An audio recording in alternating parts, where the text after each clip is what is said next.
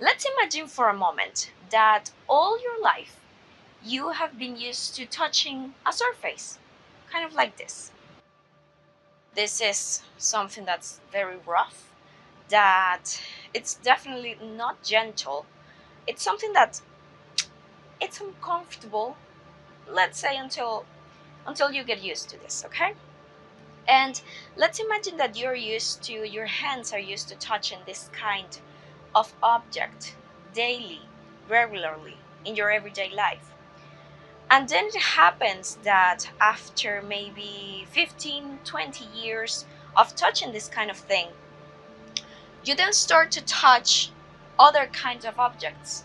Like, for example, a toy, or maybe a cushion, or maybe you start to touch silk. Wouldn't it feel kind of strange? And wouldn't you feel kind of weird to experiment or go through this transition between things? Of course, at some point you might say, yeah, this is a lot softer, this feels incredibly good. But imagine that you don't know how does this feel, and you are used to this kind of textures. It's going to take you some time to understand and to be open to these new textures, to these new sensations.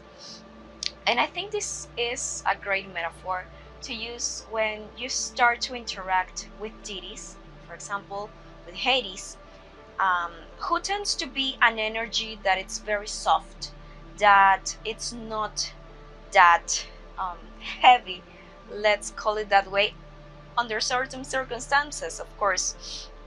But when you first start to connect with him, you may almost even feel like he's not even there, because he's, first of all, he's a god of short words or small words, and you can definitely feel him at some point, but he's very soft, he's very calm, very grounded in his energy, and we are not generally used to those kinds of energy. So what happened? And this is something that a lot of people have asked, and have we have talked about this for a long time now. What's going to happen when you start to connect with him? You may be definitely afraid that he's not there. You may be afraid that you are not seeing, hearing, or feeling anything, and you are just there talking to the air. That can happen, and that's something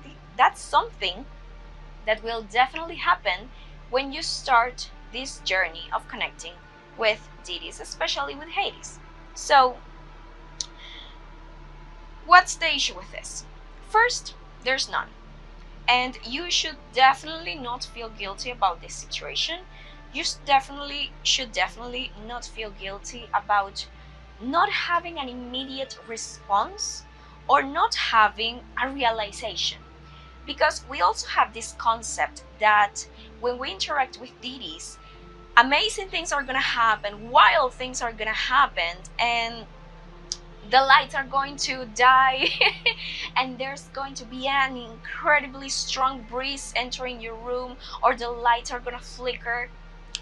That could happen, and that's something that definitely can happen along your journey.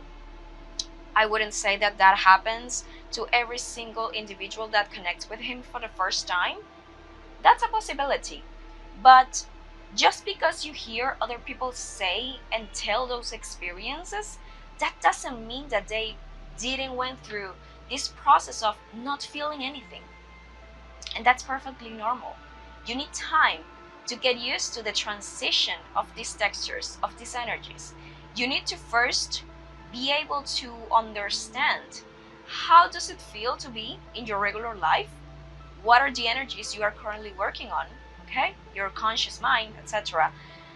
And as you start to interact with these deities, with these beautiful and amazing gods, you're gonna require some time. I'm not gonna say how much, because that depends on the person, but you're definitely going to need some time to get used to them, to get used to their presence, until you reach a point in which you just get a mental image here, or you just get the feeling or you just get the wave of energy that surrounds your body and that makes you feel held, that makes you feel protected. To reach that state, it's something that takes time, that takes work, that takes you to invest time in the connection. And I also wish to tell you and to share that we talked a lot here in my channel about taking things slow, about doing things in your own way, and taking things at your own time.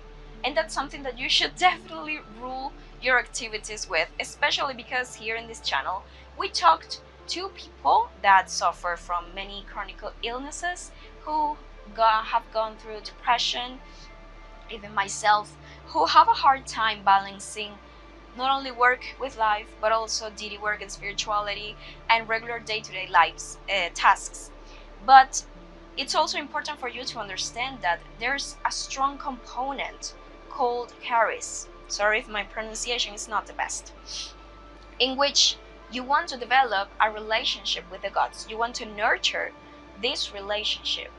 And just in the same way that you would nurture a romantic relationship with your partner, with a friend, with anyone in your life, you also need to invest time in them. And with this, I'm not saying that you're gonna have to do daily rituals, daily prayers, light and give offerings every day. Of course, you can. And if that's something you feel called to do at a certain point in your practice, you should definitely go for it. But it's important for you to understand that charis, it's something that you need to work, and something that you need to also decide to work on. It's okay to be afraid. It's okay to have certain uncertainties about if what I'm doing right now is right or wrong, but keep going, keep moving forward, and give things time. It requires time and trust. And remember that trust is also forged, not also given, or not mostly given. And you need to also feel secure in that relationship. You need to feel safe and held inside of that connection. And when you start to open up to them, and when you start to connect more with them, to talk with them, to ask for signs, maybe ask for time at some point, you will start to notice how you become more aware, more sensitive to their energies, to their presence, and how your life start to change according to their presence in your life. So my best piece of advice, if you're a total beginner, or if you're experiencing right now any kind of issue or fear about not feeling your deities, or not understanding how this energetic situation everybody's talking about works, you need to give it time. You need to also invest time, and you need to make sure that it's a relationship in which you are also giving, that you're receiving, and that you're nurturing this connection and this seed that will take some time to grow. Okay, so don't feel stressed about talking to the air, because I know that that's something that can happen, in which you are here just talking to a candle, or talking to an image, or talking to a digital altar as well. And that's something that can happen. So just give it time. Be patient with yourself, and understand that things take some time and a period of accommodation and customization, in which you will get used to it. Okay? Also remember that if you want to support my channel, and if you want to give an extra boost, you can like, subscribe, leave a comment, share this with a friend that you might think it's important to them. And also, if you want to support me on a monetary level, you can also subscribe for $1 a month inside of my subscriptions in my coffee channel. So thank you so much for your support, and I will see you in the next one. Bye bye.